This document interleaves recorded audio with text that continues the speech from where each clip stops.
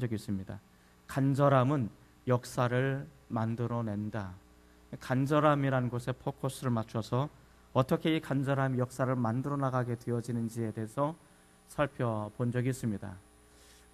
이번 주에는 이 간절함보다도 한 사람이 어떻게 예수를 따르게 되어지는가, 따름에 대해서 우리가 좀 더 포커스를 맞춰서 이 부분을 살펴보았으면 좋겠습니다. 그래서 우리는 먼저 두 구절을 한번 읽어보도록 하겠습니다. 46절 말씀을 한번 같이 읽어봅시다. 46절입니다. 시작.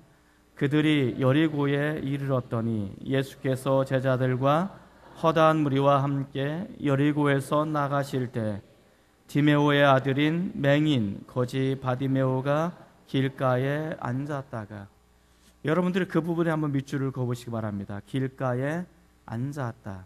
이 부분에 우리가 주목해 볼 필요가 있습니다. 맹인, 거지이면서 맹인이었던 바디메오가 길가에 앉았다. 52절 말씀 한번 더 읽어보겠습니다. 52절입니다. 시작. 예수께서 이르시되 가라, 내 믿음이 너를 구원하였느니라 하시니 그가 곧 보게 되어 예수를 길에서 따르니라. 자, 여기서 우리가 주목해 봐야 될 부분은 길에서 따르니라 라는 이 부분입니다. 자, 46절에서 한 사람이 길가에 앉았다라고 표현되어 있고, 동일한 사람이 그 길에서 예수를 따랐다라는 표현을 우리가 보여주고 있습니다. 이 길이라는, 더 로드라는 이 표현은 여러 가지 의미를 담고 있는 중의적인 그런 단어라고 우리는 볼 수 있습니다. 길 하면 제일 먼저 떠오르는 것은 사람들이 지나다니는 어떤 그런 길을 의미할 수 있겠습니다. 근데 여기서 말하는 그 길이라는 것은 우리가 인생에 가야 될 인생의 목적지를 향해 가고자 하는 그 길을 이야기하고 있다는 것을 우리가 먼저 살펴보았으면 좋겠습니다. 사람마다 각기 자신이 감당하고 자신이 걸어가야 될 삶의 무게가 있듯이 자신이 목적지를 향해 가고자 하는 그 길이 있다라는 것을 우리에게 이야기해 주고 있습니다. 사람마다 꿈이 있습니다. 때로는 비전이 있습니다. 그리고 하나님으로부터 부르심의 모습이 있습니다.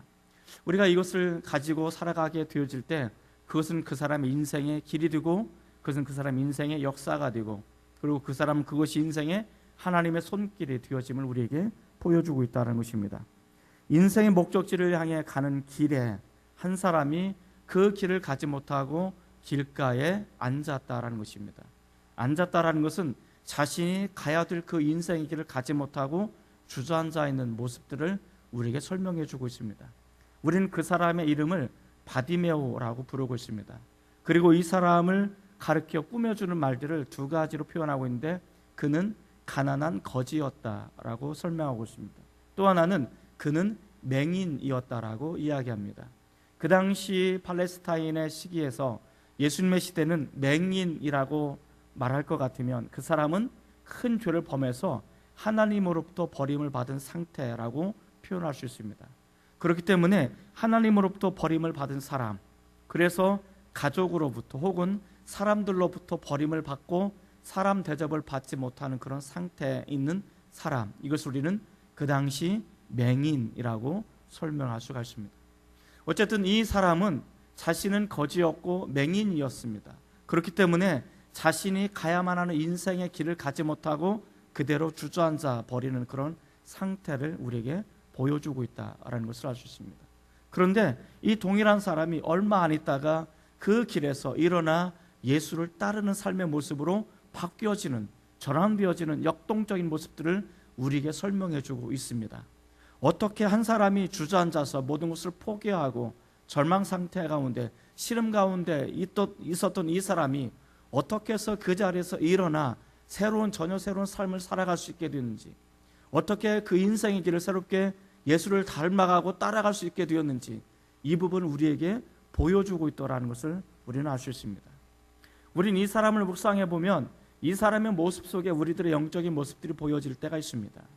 우리는 때로는 이 사람처럼 우리가 가야만 하는 인생의 길을 가지 못하고 주저앉아 버릴 때가 있습니다. 영적으로 주저앉을 때가 있습니다. 때로는 경제적인 여건이 무너짐으로 인해서 우리는 주저앉을 때가 있습니다. 자녀들이 속을 썩임으로 인해서 우리가 살아내야 될 삶의 모습대로 제대로 살지 못하고 그냥 주저앉아 버릴 수도 있습니다. 우리에게 있어서 거지와 같은 모습, 우리에게 있어서 맹인과 같은 모습들이 다양한 모습들로 나타날 수 있습니다. 이 다양한 모습들이 때로는 우리가 살아야 될 인생을 제대로 살지 못하고 주저앉게 만들고 포기하게 만들고 절망하게 만들고 그래서 되는 대로 살아가게 만드는 그런 모습들을 우리에게 많이 보여주더라는 것입니다. 내가 아침에 눈을 뜨기 싫은데 저절로 눈이 떠게 될 때, 이제 내가 오늘 어떻게 살아야 될지 삶의 목적을 가지고 긍정적인 에너지를 가지고 내가 이렇게 살겠어라고 다짐하며 나가는 사람이 그리 많지 않다라는 것입니다. 그냥 눈이 떠졌으니까 그냥 살아가는 거예요. 밀려서 살아가는 것. 어찌 보면 이것은 진정한 삶의 가치라고 우리는 볼 수가 없게 되겠죠. 사실은 우리가 가고자 하는 인생의 길을 제대로 걸어가게 되어질 때 아무리 힘들고 어려워도 대가를 지불한다 할지라도 내가 가는 이 걸음이, 이 길이 가치가 있기 때문에 우리는 얼마든지 희생할 수가 있습니다. 얼마든지 대가를 지불할 수 있습니다. 그러면서 우리는 얼마든지 행복한 즐거운 삶을 살아갈 수가 있는 거죠. 그런데 그렇지 못하고 주저앉을 때 우리가 아무리 많은 것들을 가지고 있고 많은 것들을 누린들 그 사람은 그것이 행복이 되어질 수 없다는 것입니다. 혹여 우리가 여러 가지 모양으로 인해서 내 인생의 한 축이 무너진 것처럼 여겨지고 내 한 삶의 모습 속에서 다양한 삶의 영역 속에서 내 인생이 무너진 것이 있다면 오늘 이 시간을 통해서 다시 일어나셨으면 좋겠습니다. 주저앉은 그 자리에서 다시 일어나 예수를 따를 수 있는 그런 삶의 모습으로 살아갈 수 있기를 주님의 이름으로 축원을 드립니다. 자, 그렇다면 주저앉아 있는 그곳에서 내게 주어진 그 길을 걸어가기 위해서 우리는 어떠한 결단을 해야 하는가? 어떤 모습을 가져야 되는가? 설마지 4가지로 보도록 하겠습니다. 보통은 3가지로 보는데 오늘 4가지 봅니다. 첫 번째, 예수를 다시 만나야 합니다. 따라해 볼까요? 예수를 다시 만나야 합니다. 우리는 예수님을 알고 있습니다. 그러나 다시 한번 이 예수님을 인격적으로 만날 수 있는 그런 귀한 시간이 되시길 바랍니다. 예수님께서 여리고성으로 들어가셨어요. 많은 사람들이 함께 했습니다. 이 거지이면서 맹인이었던 바디메오는 보지 못하기 때문에 청각이 발달할 수밖에 없죠. 그래서 많은 사람들의 발걸음을 듣습니다. 웅성웅성거리는 듣습니다. 그리고 거기에 새로운 소식을 듣게 되어집니다. 47절 말씀을 한번 같이 읽어보겠습니다. 47절입니다. 자, 시작. 나사렛 예수시란 말을 듣고 소리질러 이르되 다윗의 자손 예수여 나를 불쌍히 여기소서 하거늘. 제가 이 구절을 수없이 읽었습니다. 아마 지금까지 살아오면서 이 마가복음 10장 이 부분을 아마 수십 번 읽었을 것입니다. 그런데 이번에 묵상할 때 이것이 새롭게 제게 다가오기 시작했습니다. 한 번 더 천천히 한번 읽어볼까요? 자, 시작. 나사렛 예수시라는 말을 듣고 소리질러 이르되 다윗의 자손 예수여 나를 불쌍히 여기소서 하거늘. 예전에는 제가 뒤에 이 포인트가 맞췄어요. 이 사람이 얼마만큼 간절함이 있으면 예수가 지나간다는 그 소리를 듣고 간절히 예수를 찾게 됐는가, 간절히 예수를 찾게 되어질 때 역사가 일어납니다. 이 부분을 우리가 포커스를 맞췄어요. 그런데 이번에 전혀 다른 부분들이 제 눈에 띄기 시작했습니다. 어떤 단어일까요? 나사렛이라는 단어입니다. 나사렛. 많은 사람들이 예수를 평가할 때 그는 나사렛 출신이라고 이야기합니다. 이 나사렛이라는 이 단어가 가지고 있는 의미가 어떤 것인지를 우리는 알아야 됩니다. 예를 들면 우리나라에 보면 대표적인 안 좋은 곳이 있다면 그 청량리 588인가요? 거기 제가 천호동 교회를 11년 부교육자로 썼는데 천호동에 보면 텍사스촌이라는 데가 있습니다. 그래서 천호동 출신하면 별로 좋아하지 않아요. 그런 것처럼 나사렛이라는 이 말이 갖고 있는 의미가 어떤 건가? 이것은 바로 옆에 로마 주둔지가 있어서 이 나사렛이라는 사람들은 로마의 주둔지의 지배를 받고 친로마적인 성향을 갖고 로마의 앞잡이 격인 사람들이란 뜻이 이 안에 담겨져 있어요. 그래서 로마가 팔레스타인, 유대를 효율적으로 지배하기 위해서 효율적으로 지배하는데 지대한 공헌을 했던 사람들이 누구냐? 나사렛 사람들이다 라고 오해하는 오해를 갖게 되어지는 모습입니다. 그래서 예수를 나사렛이라고 이야기한다면 그는 조금 능력이 있고 뭔가 기적을 베풀고 말은 잘하고 인기는 있지만 그럼에도 불구하고 그는 어디 출신이요? 나사렛. 별로 마음에 인정하고 싶은 마음은 없는 거예요. 그가 행하고 있는 모든 것들은 인정할 만하지만 그의 출신 성분 때문에 마음속 깊은 것까지 그를 예수를 온전히 인정하고 싶지 않은 상태를 이야기합니다. 그래서 예수를 나사렛이라고 이야기합니다. 나사렛 예수. 많은 사람들이 나사렛 예수라고 이야기합니다. 이 이야기가 이 맹인 바디메오에게까지 들렸습니다. 그런데 이 바디메오라는 이 사람이 예수를 부를 때 어떻게 부르고 있습니까? 다윗의 자손이여라고 말합니다. 다윗의 자손. 자, 이것이 엄청난 의미가 가지고 있습니다. 나사렛 예수라는 것은 별 볼 일 없는, 우리에게 뭔가를 가져다 주시긴 하지만 그렇다고 해서 내가 내 마음 깊숙한 곳에 당신을 흠모하고 사모할 만한 그런 것이 없는 그런 상태에 있는 이 사람이 바로 예수라는 것입니다. 그런데 그렇게 평가되어지고 그렇게 말해지어지는 이 예수를 향해서 이 나사렛 이 바디메오는 그를 향해서 이렇게 말합니다. 당신은 다른 사람이 어떻게 평가하고 다른 사람이 어떻게 이야기하고 어떻게 말하든 당신은 나에게 있어서 다윗의 자손입니다. 다윗의 자손 예수입니다. 이 이야기는 뭐냐면 당신이야말로 나에게 있어서 메시아입니다. 당신이야말로 나에게 있어서 유일한 구원자가 되십니다. 라는 고백이 이 안에 담겨져 있는 것입니다. 나사렛 다윗의 자손이라는 말은 당신이야말로 진정한 메시아고 내가 그토록 기다렸던 메시아일 뿐만 아니라 당신이야말로 나의 유일한 구원자가 되십니다. 나의 문제 해결자가 되십니다. 라고 고백하고 있는 것입니다. 많은 사람들이 예수를 어떻게 평가하는지, 많은 사람들이 작금의 교회 시대를 어떻게 평가하는지 우리는 너무나 잘 알고 있습니다. 그래서 세상 사람들 한복판에 내가 누구인지를 떳떳하게 이야기하지 못하는 그런 상황 속에 있습니다. 나 예수 믿는 사람입니다. 나 교회 다니는 사람입니다. 라고 세상 한복판에 서서 그렇게 외칠 수 있는 그런 강대한 심장을 가진 사람이 별로 없는 거예요. 주일은 예배에 나오지만 세상 한복판에 불신자들과 교회를 비난하고 예수 믿는 사람 비난하고 예수에 대해서 별로 좋지 않게 평가하는 그 무리들 속에서 내가 예수 믿는 사람이라고 내 자신을 스스로 드러내는 것은 그리 쉬운 문제는 아닙니다. 그럼에도 불구하고 묻습니다. 그런 상황 속에서도 예수는 나에게 어떤 분이십니까? 예수는 나에게 어떤 분이십니까? 현재 지금 내가 믿고 있는 이 예수는 나에게 어떤 분이십니까? 그분이 나의 유일한 메시아가 되십니까? 그분이 나의 유일한 구원자가 되십니까? 그분이 나에게 나의 모든 문제를 해결할 수 있는 유일한 해결자가 되십니까? 이 예수를 우리는 다시 만나야 되는 것입니다. 잃어버렸던 예수, 단순히 지식으로만 알고 있었던, 단순히 머리로만 알고 있었던 이 예수를 내 삶의 근원적인, 내 삶의 가장 밑바탕인, 내 삶의 현장에서 이 예수를 만나야 됩니다.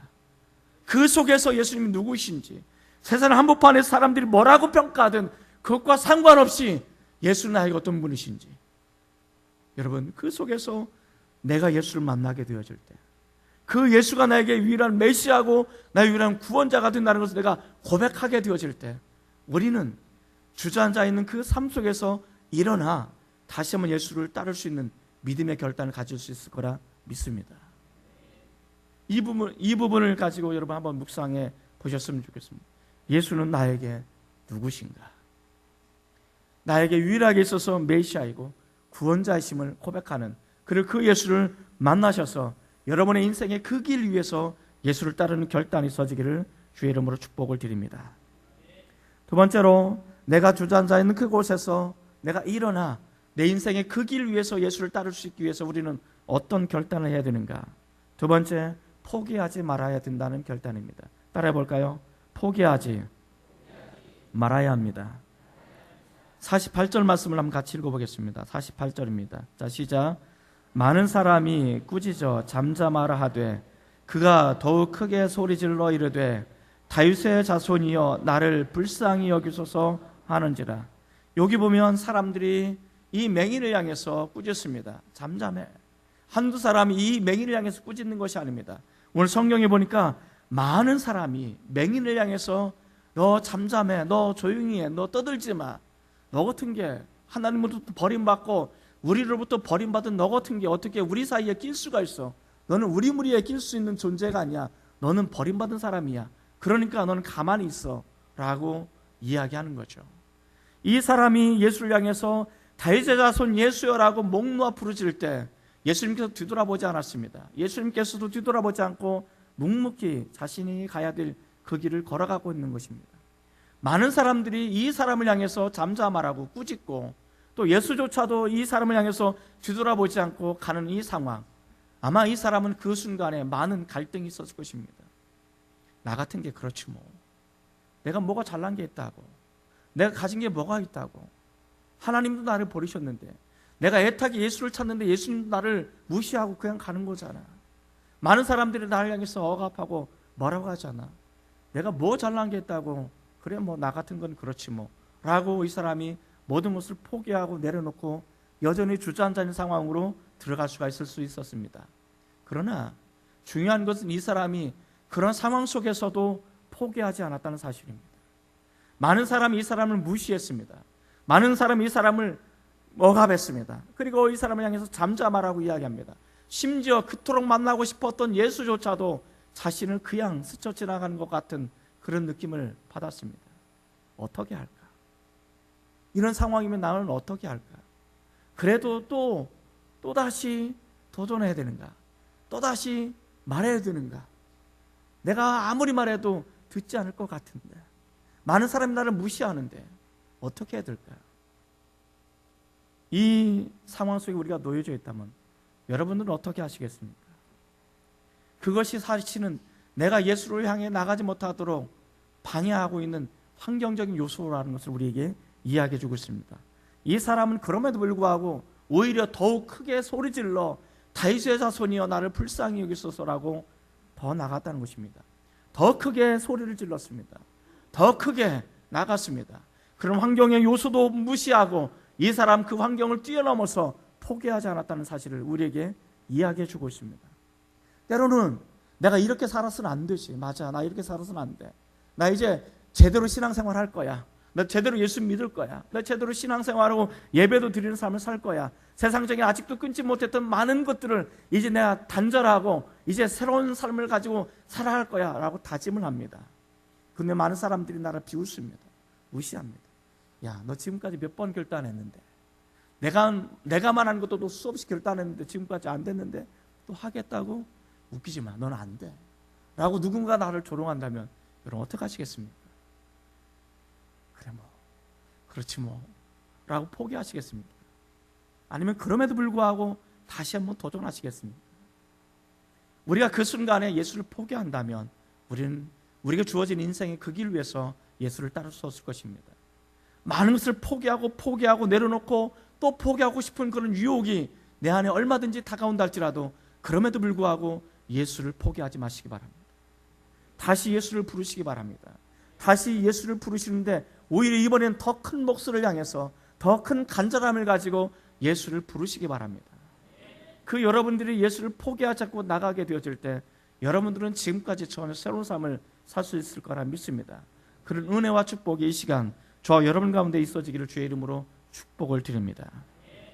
세 번째로, 주저앉아 있는 그곳에서 내가 일어나 내 인생의 그 길을 위해서 예수를 따를 수 있기 위해서 우리는 어떤 결단을 해야만 하는가?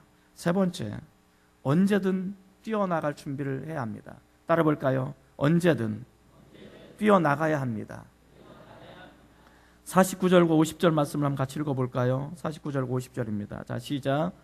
예수께서 머물러 서서 그를 부르라 하시니 그들이 그 맹인을 부르며 이르되 안심하고 일어나라. 그가 너를 부르신 다음에 맹인이 겉옷을 내버리고 뛰어 일어나 예수께 나오거늘. 자, 이제 예수님도 발걸음을 멈추었습니다. 그리고 그를 부르십니다. 자, 이 맹인을, 이 거지 바디메오를 부르십니다. 이 부르신다는 소식을 듣자마자 이 맹인, 거지였던 바디메오는 겉옷을 내어 던져버리고 예수를 향해 뛰어나갔다라고 말합니다. 점프했습니다. 자, 여기 보면 내어버리고라는 것은 내어 던져버렸다라는 것입니다. 잘 생각해 보시기 바랍니다. 이 사람에게 있어서 겉옷은 어떤 것을 의미하는가? 그 당시 율법에 보면 이렇게 말합니다. 가난한 사람이 겉옷을 저당 잡혀서 빚을 냅니다. 그런데 그날 갚아야 되는데 저당 잡힌 옷을 찾아야 되는데 돈이 없습니다. 찾을 수가 없습니다.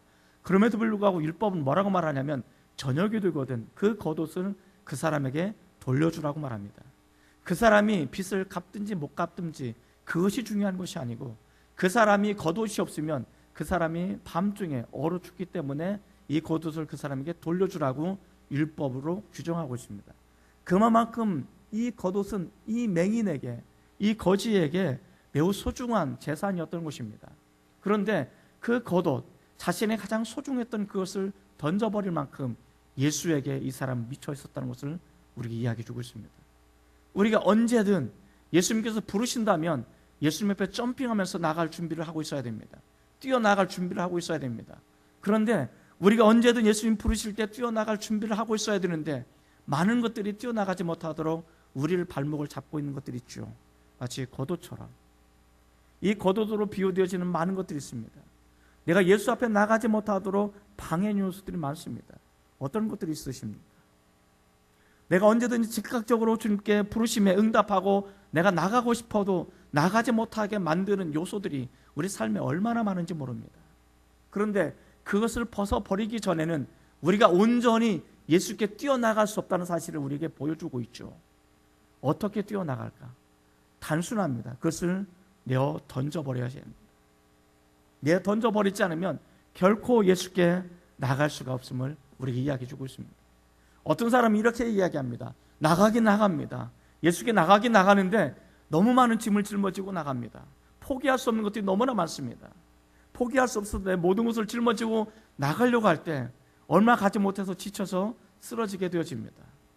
그것은 예수를 따를 때 올바른 자세가 아닙니다. 내 눈앞에 예수가 보이거든 그 예수보다 더 소중한 것이 없다는 사실을 여러분 인정하십니까? 예수보다 더 중요한 것이 없다는 것을 우리가 믿는다면, 우리가 예수를 선택하기 위해서 더 나에게 소중하고 중요한 것이 없다면 내 인생에서 중요하고 아무리 소중하다 할지라도 그것을 기꺼이 내어 버릴 준비를 우리는 하고 있어야 되는 것입니다. 한번 이렇게 상상해 봅시다. 오늘 밤 우리가 잠을 자는데 하나님께서 우리를 부르신다면 어떻게 하시겠습니까? 부르신다는 것이 무슨 말인지 아시겠죠? 우리가 죽는다면 어떻게 하시겠습니까? 별로 기분 좋은 예화는 아니죠. 하나님, 아니 나 준비 아직 안 됐어요. 아직 나 새파랗게 젊은데 어디 너무 억울하잖아. 이 나이에 가면 아직 준비 안 됐으니까 좀 이따 나중에 부르세요. 이렇게 말하고 싶죠. 근데 그게 이렇게 말해도 소용이 없죠. 가야만 하니까. 이게 하나님의 부르심이잖아요. 우리 언제든지 갈 준비를 하고 있어야 됩니다. 자, 그래서 저는 가끔 제 책상을 정리하고 싶을 때가 있어요. 제 아내가 제 사무실 책상을 새벽 예배 끝나면 늘 정리를 합니다. 저는 책상이 딱딱 정리되어 있으면 머리 회전이 잘 안 돼요. 좀 뭔가 깔아놓고 막 펼쳐지고 약간 어질러 있어야 머리가 막 잘 돌아가요. 그래서 항상 제 책상에는 뭔가 너주분하게 이게 널려 있는 경우가 종종 있습니다. 그러면서 집에 퇴근할 때 그런 생각이 들어요. 만약에 내가 이 상태로 퇴근한다면 누군가가 내 책상을 정리할 텐데 누군가 내 책상을 정리하면서 이렇게 말하지 않을까? 인간은 왜 이렇게밖에 못 살아? 라고 평가한다면 어떻게 될까? 그래서 정리하고 싶은데 사실 잘 안 돼요. 이게 그런 것 같아요. 이 부분을 내가 정리를 하고 누가 내 책상을 물려봤든 이 사람 참 깔끔하게 언제든지 주님의 부르심에 응답할 준비가 되어 있구나. 이런 평가를 내릴 것 같은데 참 그게 안 돼요. 그래서 더 생각해 봤어요. 주님이 나를 부르신다면 어떻게 될까?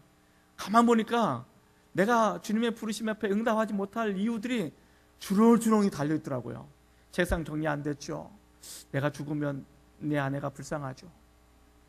우리 자식은 아직도 학교 졸업도 못했죠. 이게 되게 많더라고요. 그래서 결론이 뭐냐면 나는 죽을 수 없어. 이런 결론에 도달하게 됐습니다. 여러분들은 안 그러신가요? 저만 그런 거 아니죠. 가만 보면 장병교회 믿음 없는 분이 다리 목사인 것 같아요. 만약에 그런 죽음의 요소가 아니고 우리 주님께서 이렇게 초청한다고 생각해 봅시다. 야, 나 따라올래? 이곳에서 내가 일했으면 좋겠어 라고 부르신다면 얼마든지 가겠습니다. 그리고 주님 앞에 점핑하면서 나갈 때 여러분 발목을 탁 잡는 어떤 것이 있습니다. 그러면 그것을 무시하고 내버리고 나가시겠습니까? 쉬운 게 아니죠. 왜냐하면 예수보다 더 중요한 것이 없다는 사실을 내가 깨닫게 되어질 때, 사실은 나의 발목을 잡고 있는 내가 소중하게 여긴다라고 생각했던 그런 것들을 기꺼이 포기할 수 있게 되는 것입니다. 그러나 예수보다 이것이 더 소중하다라고 여겨질 때 우리는 기꺼이 예수 앞에 나갈 수가 없습니다. 오늘 정말 내가 주저앉아 있는 그 삶의 자리에서 일어나 예수를 온전히 따르기를 원하신다면, 예수보다 더 중요한 것이 없다는 사실을 깨닫고 언제든지 우리의 이것을 내버리고 언제든지 예수 앞에 뛰어나갈 준비를 하고 있으셔야 됩니다. 그런 믿음의 결단을 저와 여러분들이 갖기를 소망합니다. 그렇게 되기를 주님의 이름으로 축복을 드립니다. 마지막 네 번째, 그렇다면 주저앉아 있는 그곳에서 내가 일어나 그 길 위에서 주님을 따르기 위해서 우리는 어떤 결단을 해야 되는가? 우리는 구체적으로 구해야 됩니다. 따라해 볼까요? 구체적으로 구해야 합니다. 51절 말씀을 한번 같이 읽어보겠습니다. 51절입니다. 자, 시작. 예수께서 말씀하여 이르시되 내게 무엇을 하여 주기를 원하느냐? 맹인이 이르되 선생님이여 보기를 원하나이다. 자, 예수님께서 이 사람을 부르셨습니다. 그리고 이 사람을 만나셨습니다. 그리고 이 사람에게 묻습니다. 내가 너에게 무엇을 하여 주기를 원하느냐라고 묻습니다. 만약에 이 예배를 드리는데 우리 주님께서 여러분에게 찾아오셔서 그렇게 말씀한다고 하면 생각해 보십시오.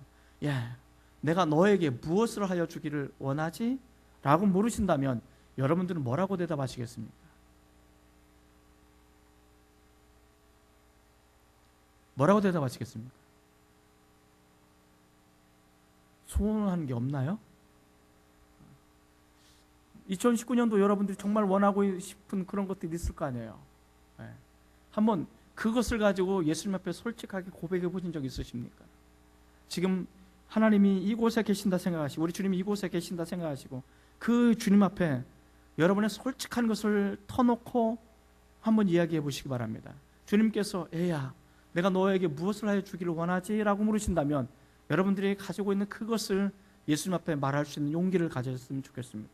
그리고 내가 이때 이야기할 때 좀 더 구체적으로 말씀하셔야 됩니다.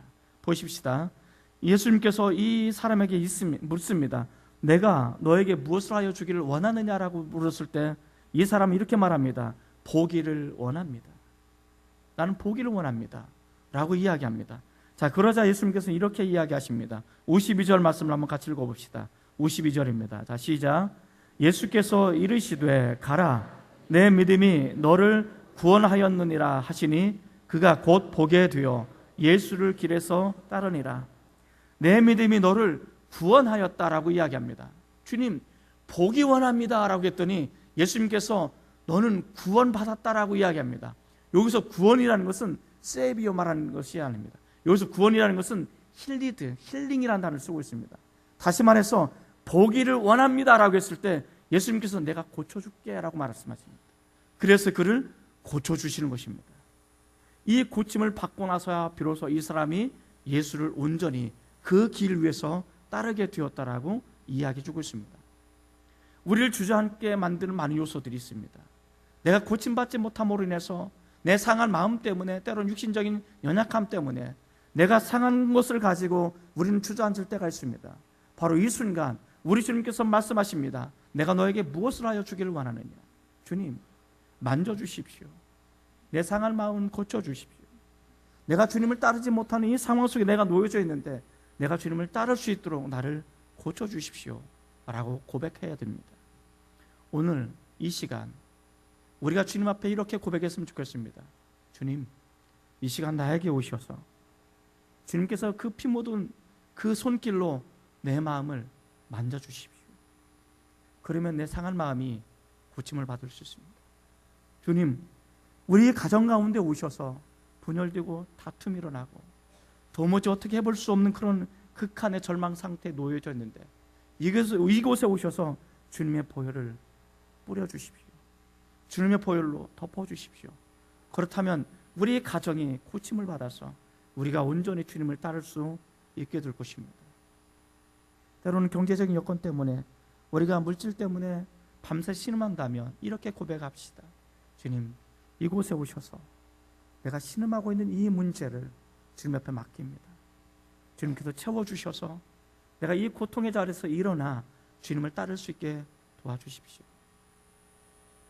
사랑하는 성도 여러분, 정말로 예수님을 내가 믿는다면 그 예수를 만나시고 정말로 예수님 앞에 여러분의 간절한 그런 기도를 주님 앞에 올려드리시길 바랍니다. 구체적으로 올려드리시기 바랍니다. 그리고 그분이 내 인생 가운데 오셔서 나를 만져주셔서 내가 고침받고 내가 새로워져서 내 인생의 그 길을 위해서 예수를 따를 수 있는 결단과 역사가 일어나셨으면 좋겠습니다.